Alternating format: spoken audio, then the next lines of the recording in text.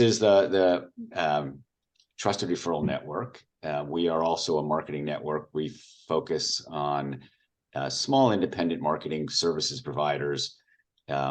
Some not so small. Actually, Greg Markowitz is part of an organization that I think has, 100 and some odd people? Yeah, we're up to about 165. Wow. So we do have some exceptions. And everybody is certainly welcome as a marketing services provider. We also have occasional sponsors show up who provide some sort of marketing product to the marketing world or some sort of service to the marketing world.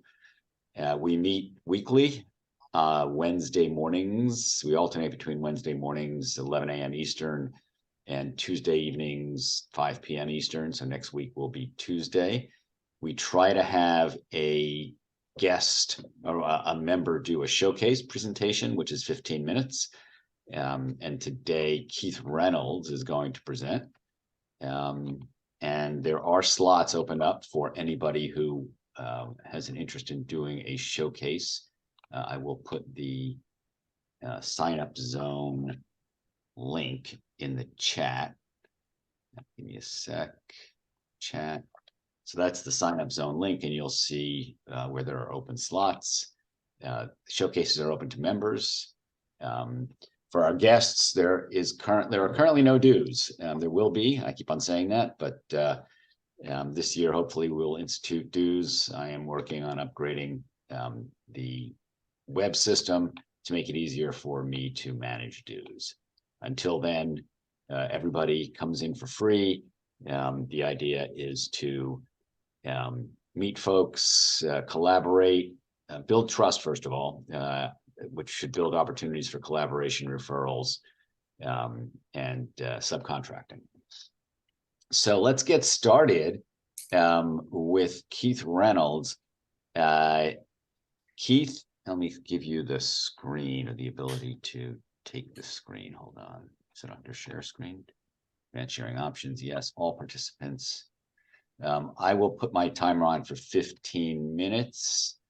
And you can share your screen, whatever. Do you want people to interrupt with questions or wait until the end or use the chat? You're welcome to just turn this into a conversation, and I'll try and land the plane in 15 minutes, but I'm happy to make it interactive. I think the time will show up on my video, so I'll keep my video alive so you can see it. Take it away. Terrific.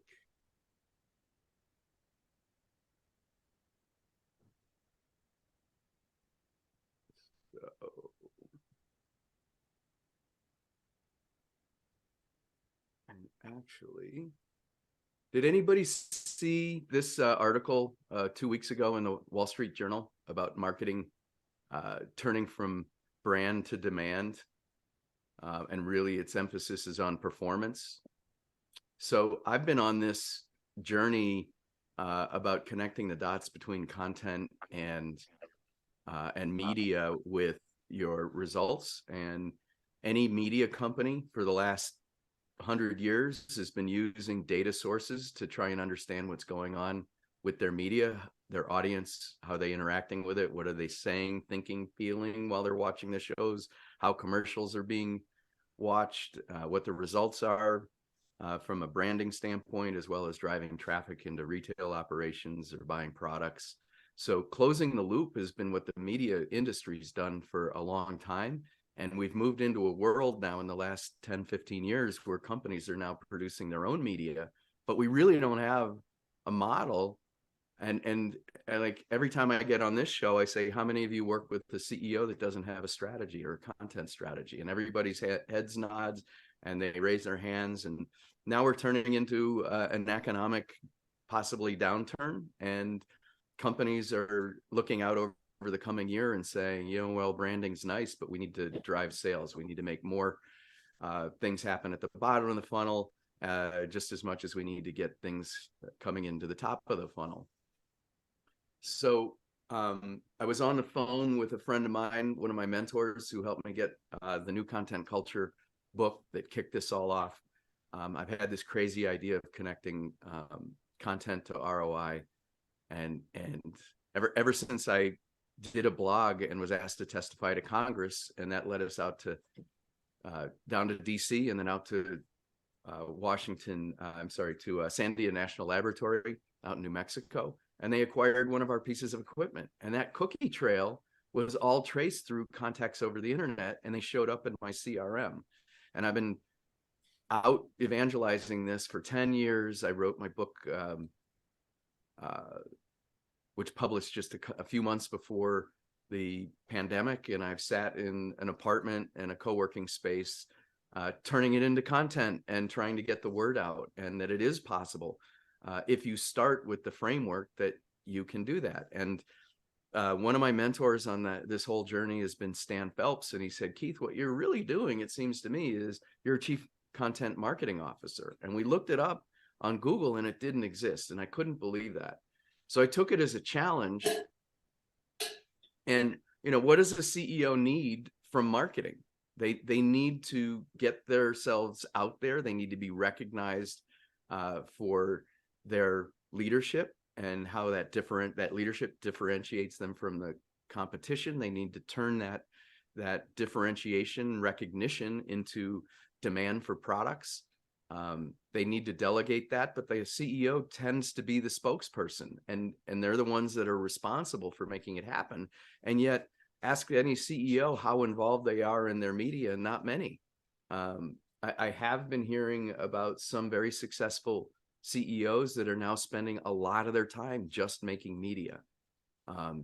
They realize that they, or the spokespeople for their company, are the onboard, even in a consumer area where you have a whole distribution network to manage.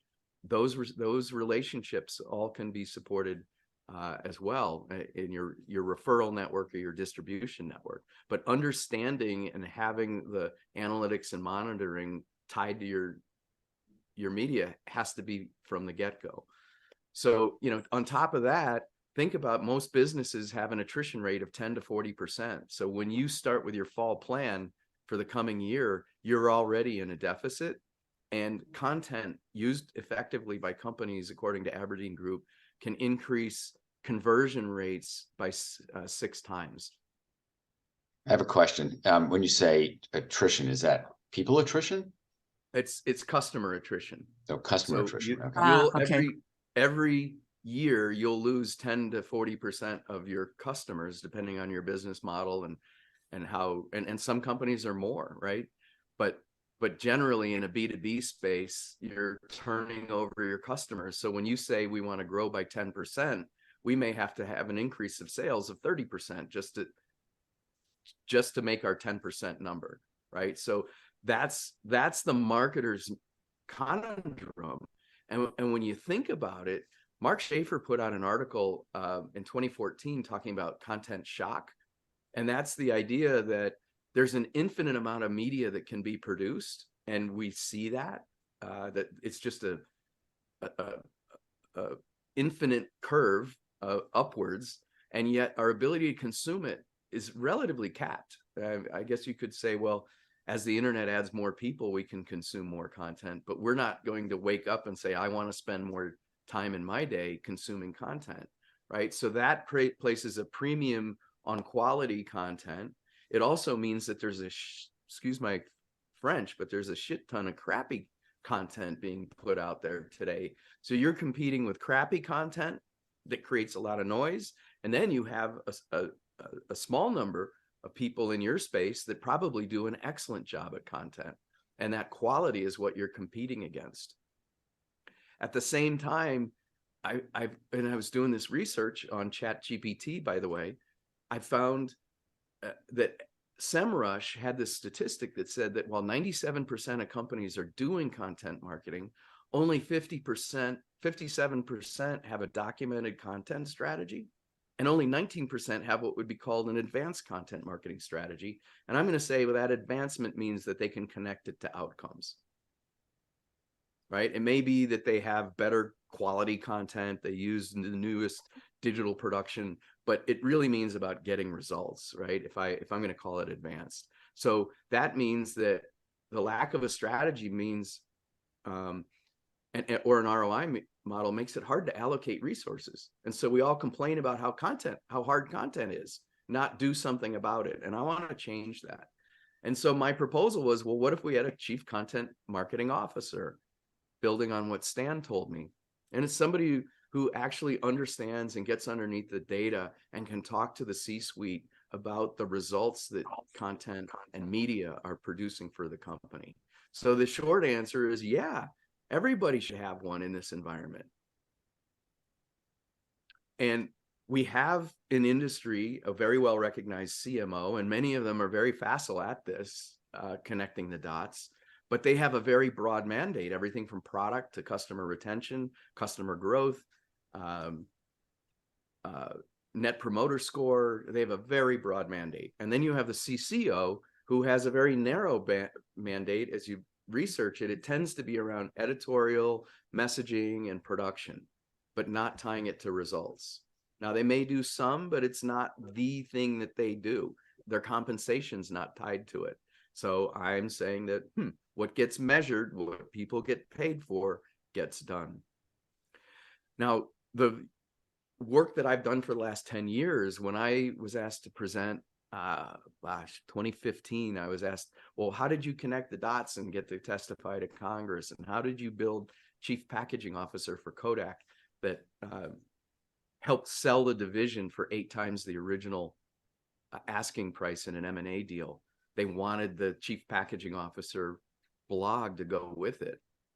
I had to explain to people how we did it. And we came up with these 7, I call them buckets, these 7 steps in your marketing process. If you want to drive leads with media, you've got to have a simple onboarding North Star idea that draws people in. It captures your messaging, your positioning, your value proposition. So chief packaging officer was a great one for Kodak, but you've got to back that up with an editorial strategy.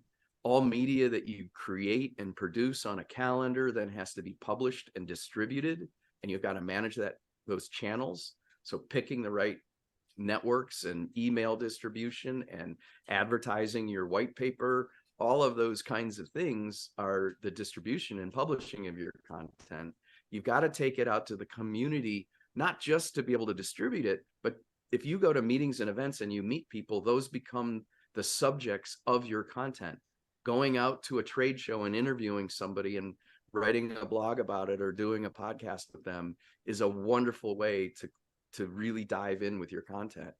And then you have to have the tech stack and marketing automation on top of that. You've got to train your sales team, and you've got to be able to go to the CFO and say, here's my ROI model. This is how we're going to make money. And if you want to download an ROI calculator to do this, you can get it on my website, publi.io. So once you've got your strategy developed, you've got to be able to implement that. And that's the real value of a CCMO, is that they're working directly with the team. Everybody knows their roles. The roadmap is there. It's tied to corporate goals. You then set goals and milestones around the content that you produce. You have to come up with the metrics of what we're going to measure. You've got to do this on a week in, week out basis. Your website is online 24/7, but you've got to set up a system that drops the leads and the people in your audience into a CRM, audience management system. Even consumer companies are doing this today. And then red and green flags are the problems that come up and the opportunities that come up. And so if you spend your time in meetings just checking off that we're on track for our goals, we're hitting our metrics, and the to-dos that we need to get done to produce all our content are buttoned down, we can actually spend time in our marketing meetings driving results by solving problems and addressing opportunities in a structured way. That's what the red and green flags are about. And the third step in the CCMO's toolkit is you've got to have a media platform. And I've been talking about content hubs for a long time. It's a conceptual hub. It may be the blog on your website, but it's a brand like Chief Packaging Officer. And that then becomes like a title of a magazine. It draws somebody in to check out the content. Now, there's a lot of people in your marketplace, and only a few of them are shopping at any given time, but your content has to be a constant flow, like a channel, a branded channel, so that when somebody is in the market, they can get to you, and there's a pathway into your company. And that's what this content hub concept serves as. And it also concentrates all the data and analytics so that you can run this using data. And it's a valuable SEO tool as well, because when it's structured well, Google sees it, and it helps your organic traffic. And the whole goal Keith, is that we have about 2 minutes left. Do you want to I'll fly through this real quick, and then okay. So we can obviously have a the questions. funnel, we all know the funnel. I just want to really quickly show that what you're creating is a closed loop system. This is what we're managing. We're engineering our marketing process with as much passion as we would engineering our product. So from our North Star idea, we do all these kinds of things that get us attention in the marketplace. We want to draw them in where we control the conversation. And when we get to individuals that we're talking to, we have a stepwise Kanban kind of process to manage them. So marketing analytics, it could be full-time, part-time, it could be advisory, it could be a full-time job for somebody. It could be just a role that somebody on your marketing team has. So it's really more of a concept that I'm putting out there. This is a little bit about me. I'll be glad to make this presentation available to anybody. And I know I'm out of time, so I'll just end it there. But thank you very much for listening, and I appreciate your feedback and help me get the word out there for this new role. Keith, I have a question. Yes, sir. You know, ever since I heard about CRMs like HubSpot and everything from the very, very beginning, I always felt like everybody told me that they don't just run on their own. Their time, you have to train and get certified. Now we're in the AI stuff, and there's so much out there. You're an expert at it. And so what CRM out there is working closely with AI?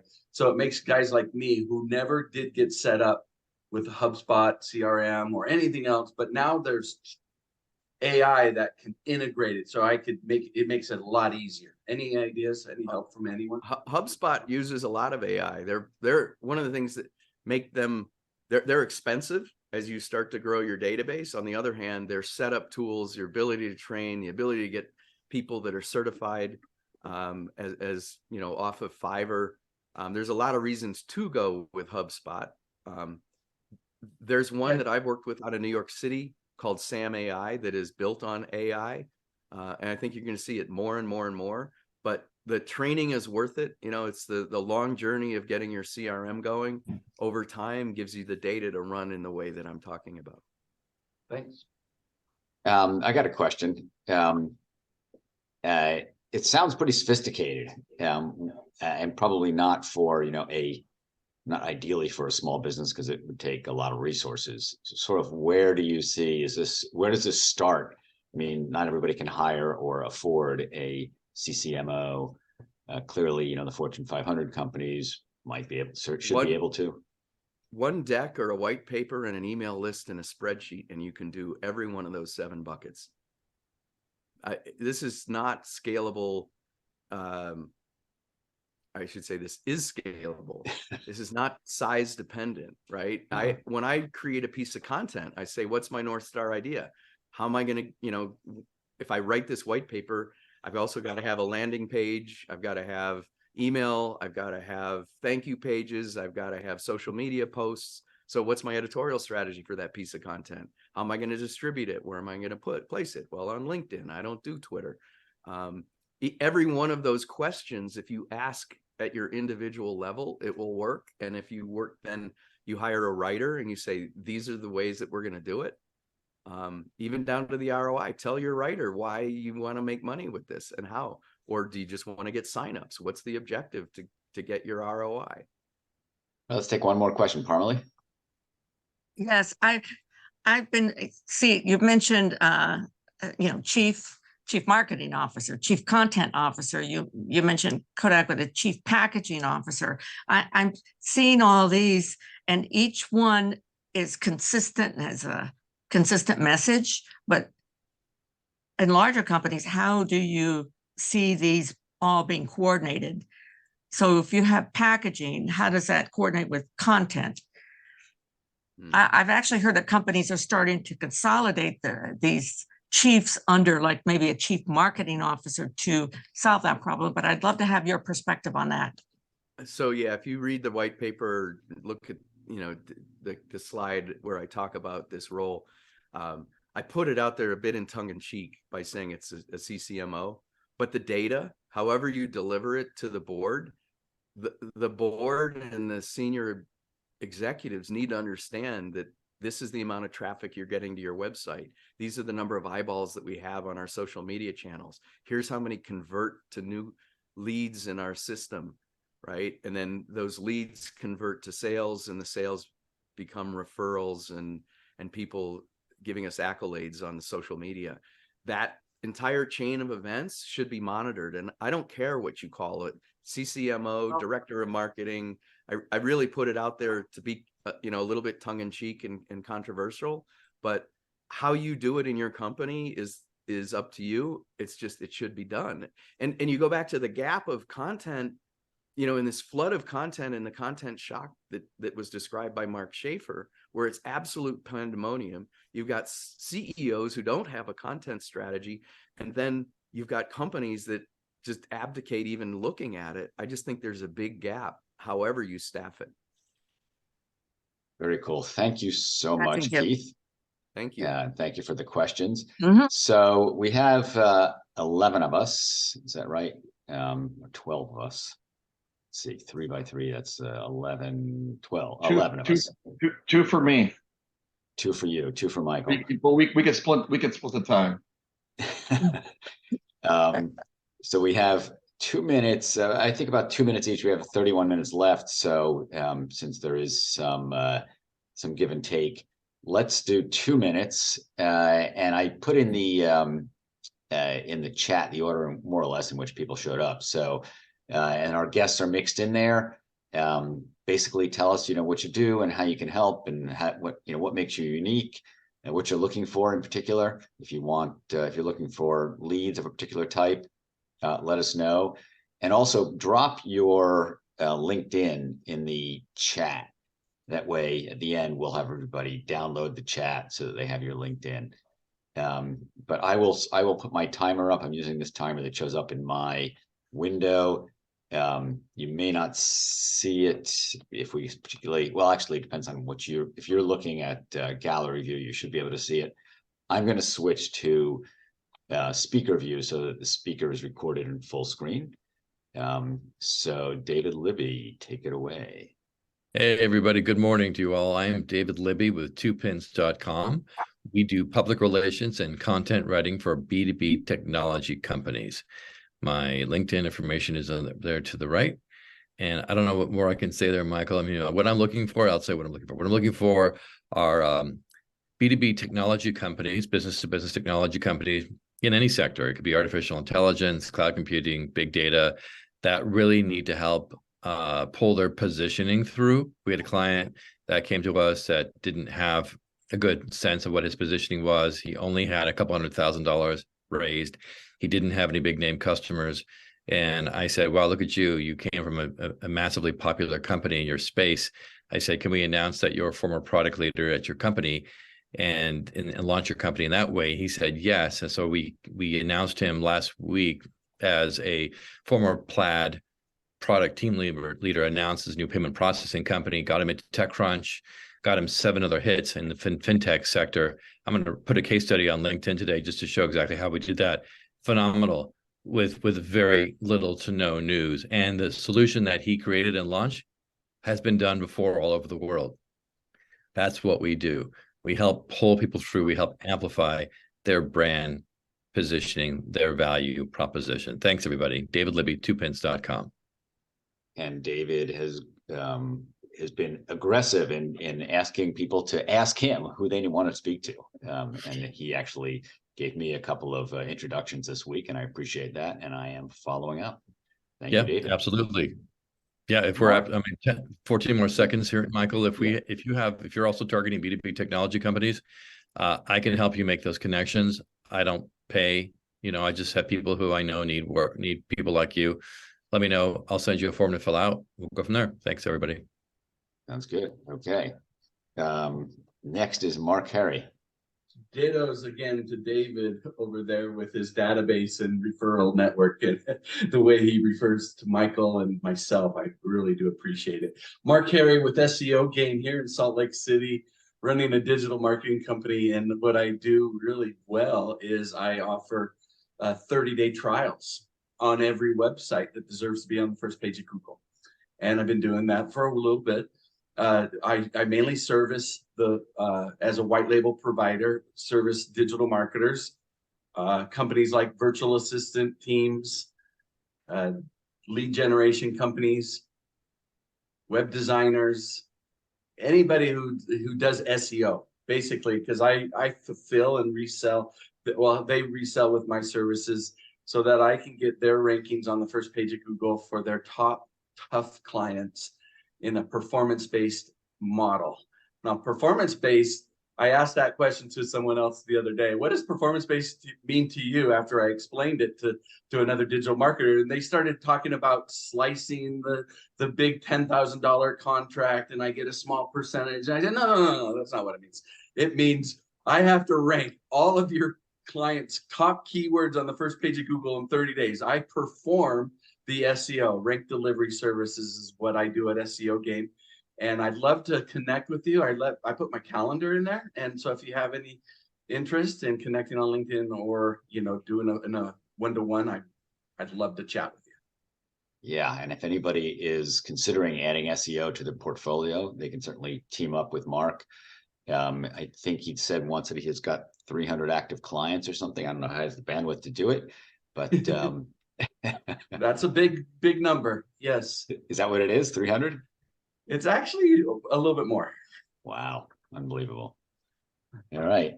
Do you sleep? Yes. Today's billing, Monday billing day, or today is the first February. So yeah. Russ Bruzzano. Did I pronounce that correctly? You did. Yes. Very good. Hi, so I'm Russ. My company is RGB Design Group. Basically, what my company is basically me. For larger companies, I act as a freelance designer, whether it be for graphic design or website design. For website design, I mostly for smaller companies use WordPress, and then for bigger companies, I usually just step in and do like the HTML and the CSS for them, and then let their programmers do the other back-end stuff. Graphic design, I've worked with companies that are billion dollar a year in businesses all the way down to startups. I also worked for agencies as a freelance graphic designer. So, basically that's the type of services I provide. Companies I'm looking for is, it's funny because in this industry, you always get, well, what do you specialize in? And honestly, as a graphic designer, and the way I was educated to be a graphic designer is you design to the client's needs.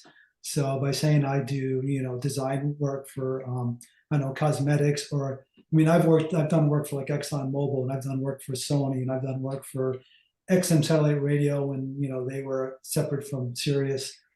And I've done auto dealers, so basically you throw a project at me and, you do what designers do. You investigate, you do research, and you come up with designs that work for that product or that company. And Russ, where are you based? I'm in Delaware. Oh, neat. Most of my life was New Jersey. I've been in Delaware for about 8 years. 8 years. And you're clearly a musician, or somebody in your family's a musician. Yeah, guitars, yeah. Neat. You got a band? Are you part of a band? I don't actually. So I got a few seconds here. So back in my 30s, I started playing guitar.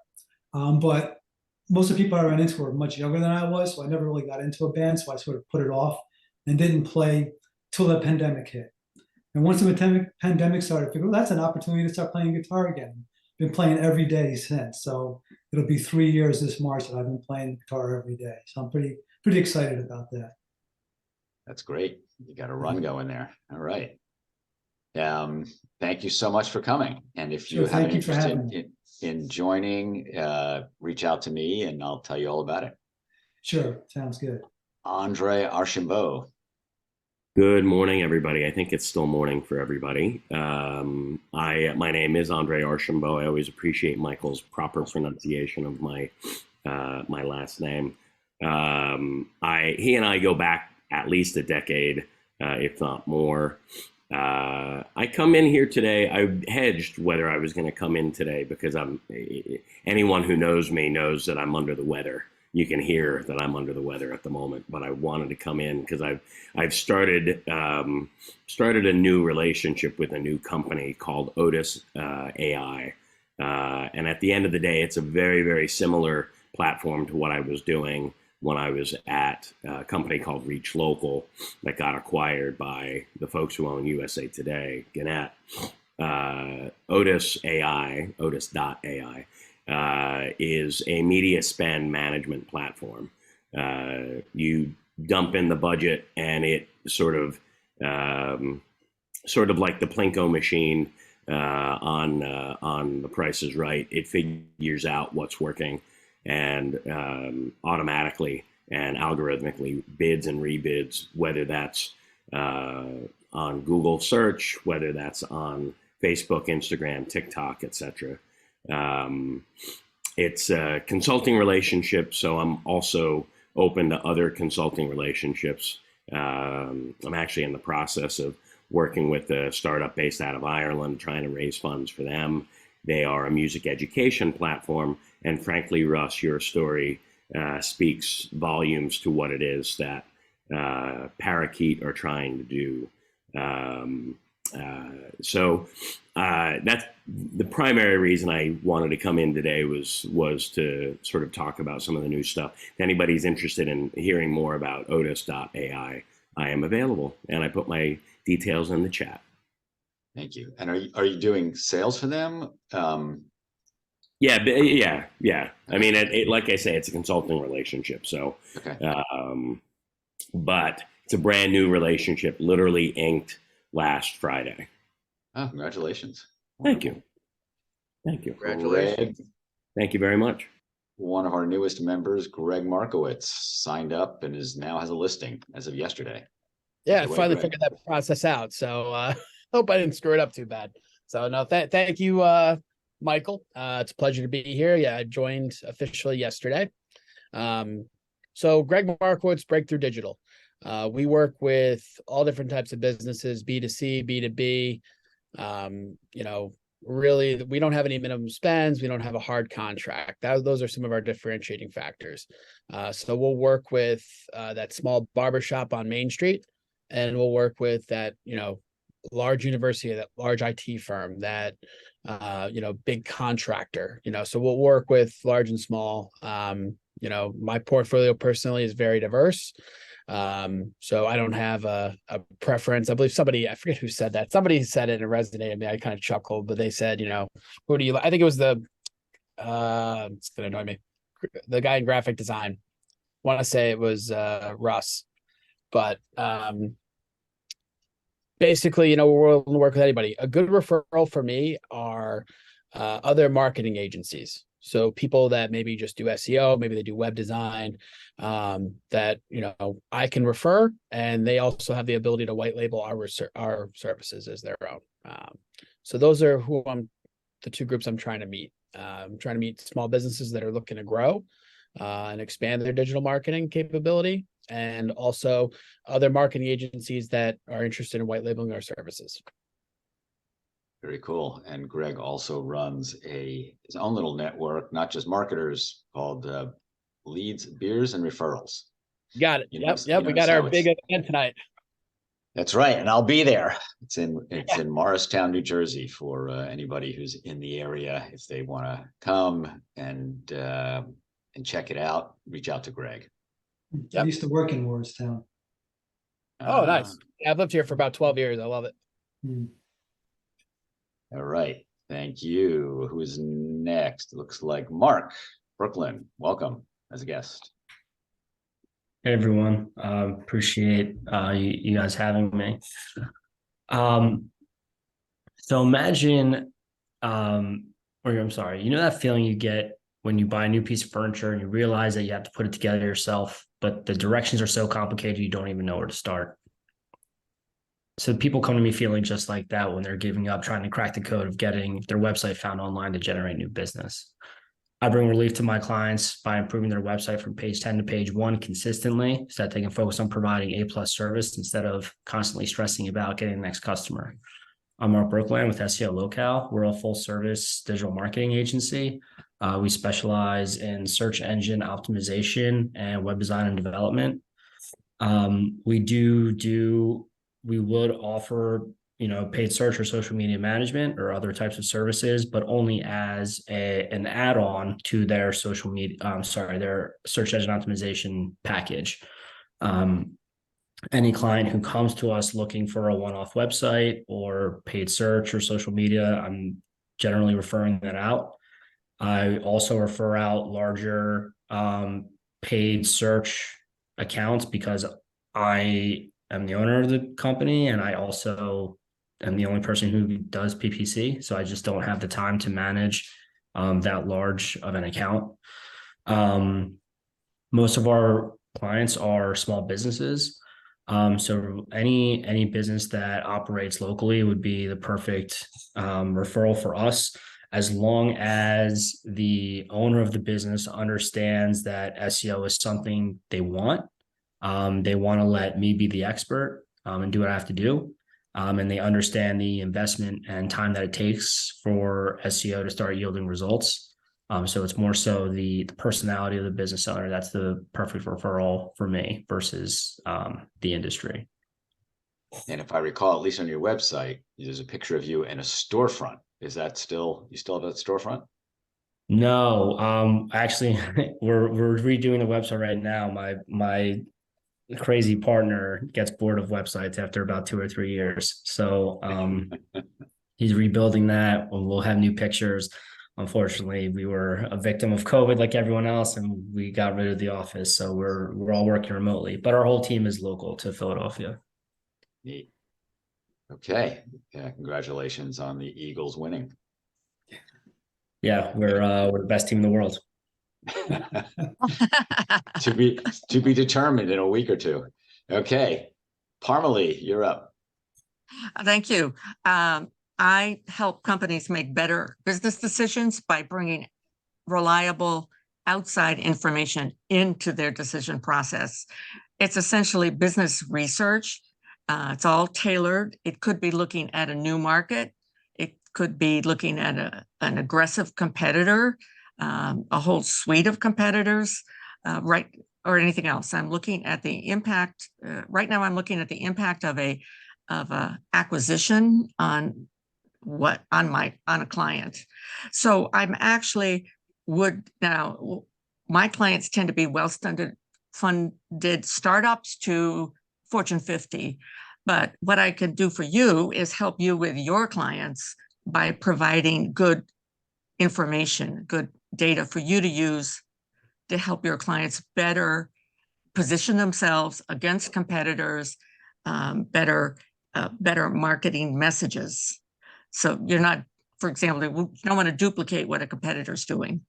So I would say over the years that probably half my clients have been other small businesses that have clients who need that. And half have been working with companies directly. So I'm happy to do either one. And I am not going to get into what you're doing. I'm just going to give you and your client the information that would be helpful. A lot of it is personal interviews, that a lot of information is out there, but it's not written down. So we're not looking for anything confidential. We're just putting the pieces together of what's going on through discussions with a number of people. So I'll put my contact information in the chat. Very good. I know Parmelee, when I think of Parmelee, I think of competitive research. I do some consulting myself in pricing strategy, which often requires some competitive research. So I'm looking forward to potentially working with her, because the hardest part for me, one of the hardest parts, is the competitive research. It's time consuming. It's difficult to get people to talk.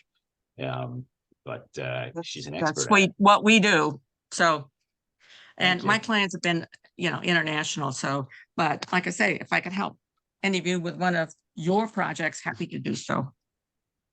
Wonderful. Thank you so much, Parmelee. Okay, another researcher from the same networking group that Parmelee came from, Roger Brooks. Good morning, everybody. Oh, geez, Mark, I'm from the San Francisco Bay Area. It's kind of hard to beat a team when you don't have a quarterback. Quick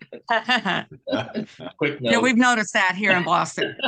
Anyway, like Michael said, I'm sort of in the same world as Parmelee. My gig is primarily custom survey-based market research. Transition out of the corporate world about 2 years ago, where actually I did a lot of work, Keith, in the area of digital ad effectiveness evaluation, where test control, evaluating campaigns, key metrics there with the purchase funnel metrics. And so I did that and ran the corporate research at LinkedIn, where we evaluated their worldwide campaigns against those kinds of metrics. And but my focus now, rather than working with companies like Google and Facebook and other major media companies, now that I'm independent, Facebook's not going to hire me, Google's not going to hire me, but maybe a small business or a nonprofit, where I recently wrapped up an engagement, would hire somebody like me, who has pretty extensive experience, but doesn't necessarily have the budget or a large budget. Startups are an absolute natural. I wrote the research program to launch a very successful startup, from the initial focus groups to the conjoint concept evaluation, to really look at the key drivers, product attributes, and optimal pricing.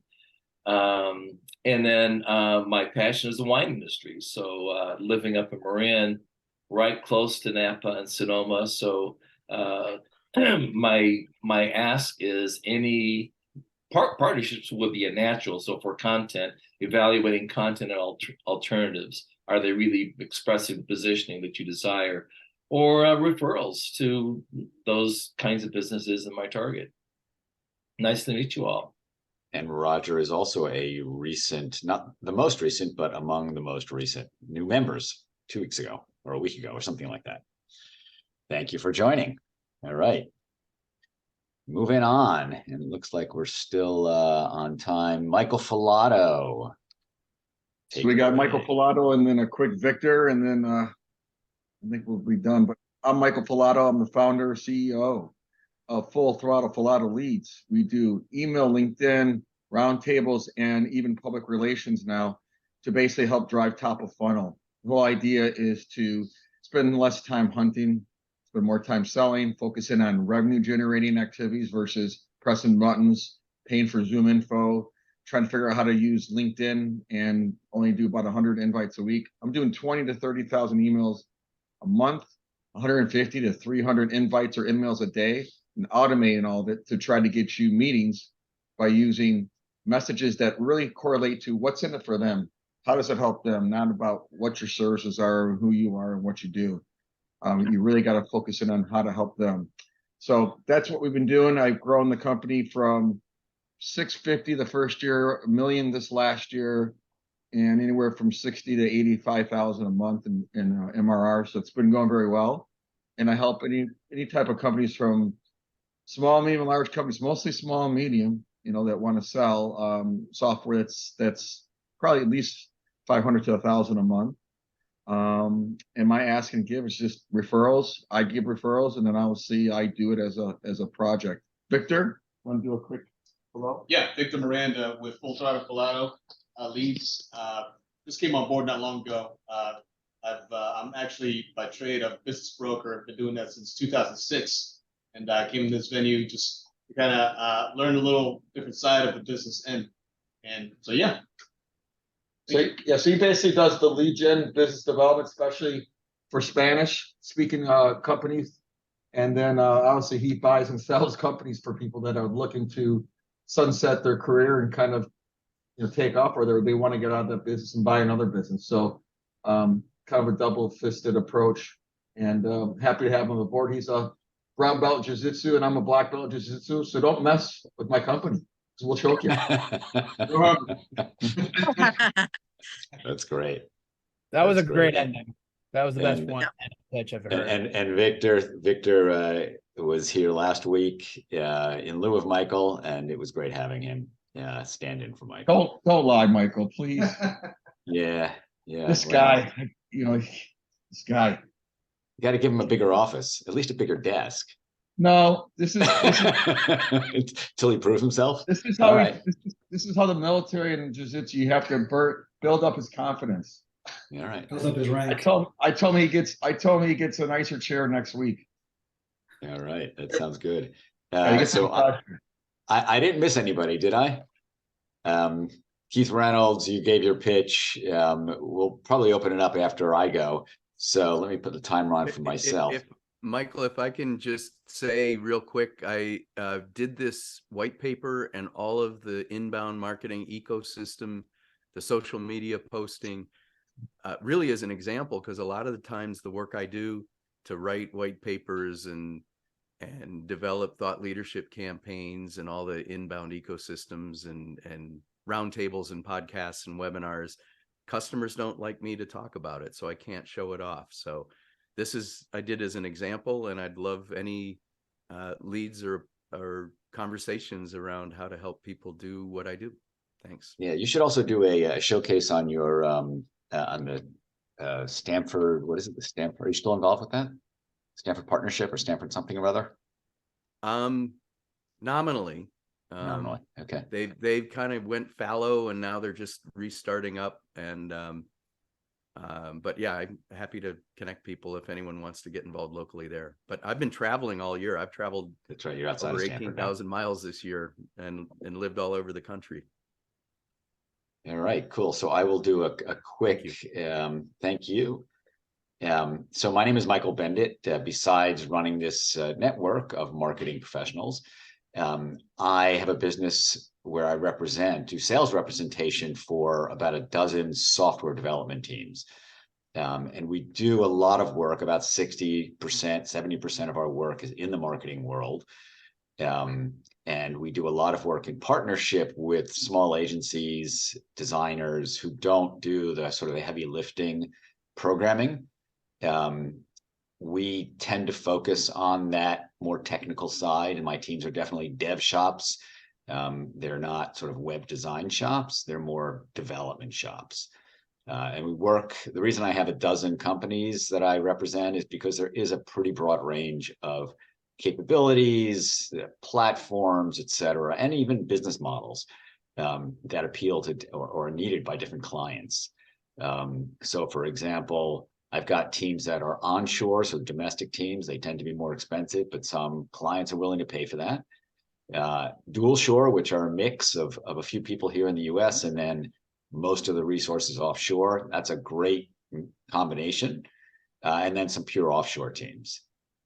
Just to give you an example of the type of work that I do, we're right now I'm bidding with one of my dual shore teams. They're US based, but they've got most of their resources in South Asia, in India. It is for a business intelligence application that requires, it's for an asset management company, a hotel asset management company.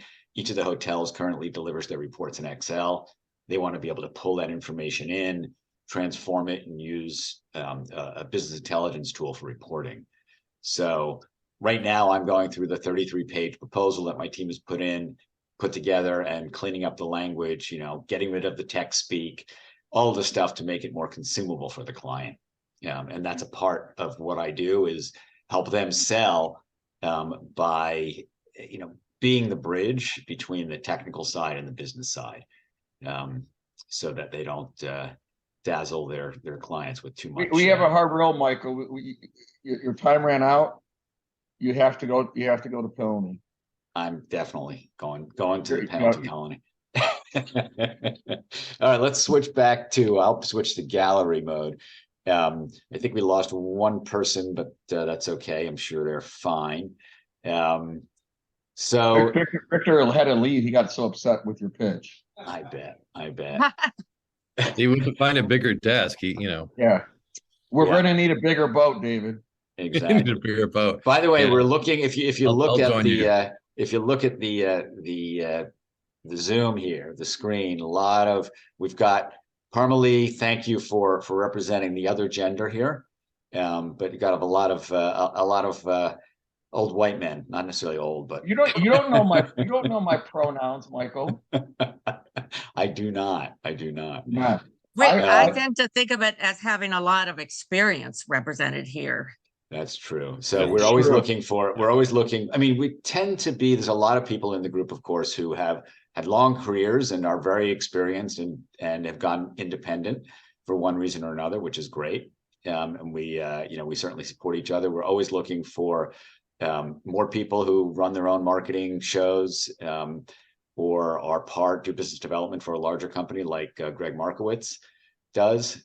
The idea, as I mentioned at the start, is to help each other, refer business, collaborate, build those relationships. I just got a referral just recently from Nikki Fielding, who hasn't been on the call very much. She's been very busy, but she's still a member. So working that through. And that's what it's all about. I find that most of my work comes from referrals and word of mouth. I got a little trick too that I've been doing at trade shows. I downloaded my QR code from LinkedIn and basically show that, or I put it on my business card or on a sticker. And instead of giving out my cards, I've been basically asking people to scan my LinkedIn QR code versus like a virtual card. That way I can connect with them. So if you just scan someone's virtual card, it goes into their address. And you don't have their information, but if you could connect with them on LinkedIn, I found that to be a much better way of doing live networking than the little RFID cards or anything else.